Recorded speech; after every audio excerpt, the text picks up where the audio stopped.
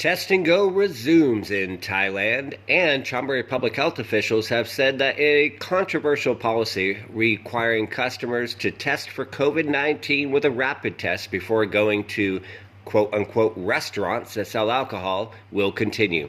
Hi everybody, it's Adam Judd with TPM Media. Today on January 21st, 2022, let's get into our highlight stories. Now, first of all, as you see in the footage, which shows people on Test and Go taking their required second COVID-19 test, Test and Go is returning officially on February 1st, which is when it will open for registration for people to come back to Thailand.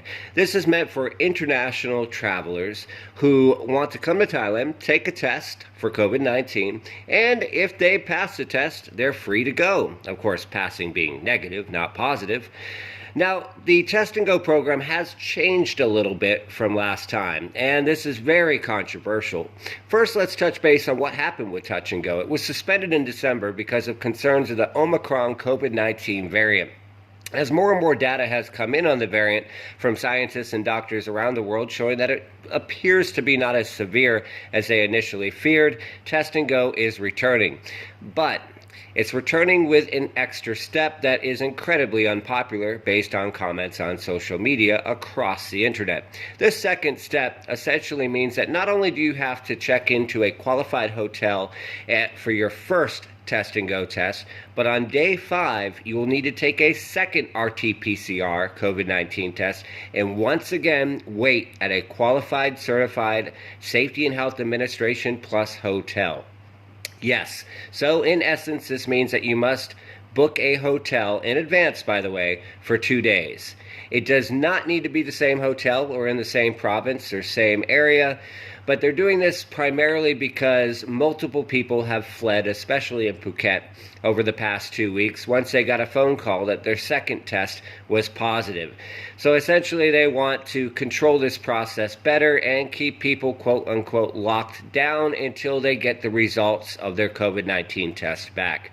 As stated, this policy is incredibly unpopular based on comments online, but health officials have said that it is temporary. This is not going to be their permanent policy until the end of time. Like many things in COVID-19, Thailand tends to take very cautious steps, not leaps. And this is a cautious step. If their data shows that it is not a big issue after several weeks, we expect the second test to be dropped, as it is not both a financial hassle, but also a hassle in terms of manpower.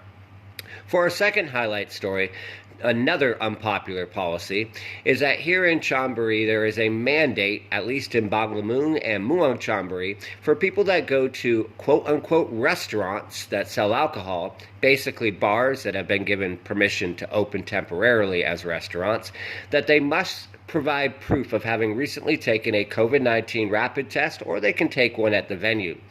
This policy has been divisive and controversial as well, leading to many debates and comments on social media of people who are unhappy with it.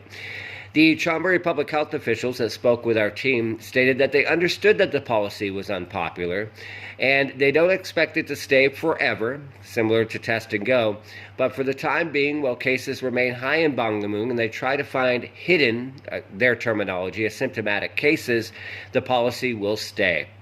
As always, we thank you all for tuning in. We hope you have a very safe weekend ahead and that you guys take care of yourselves and each other.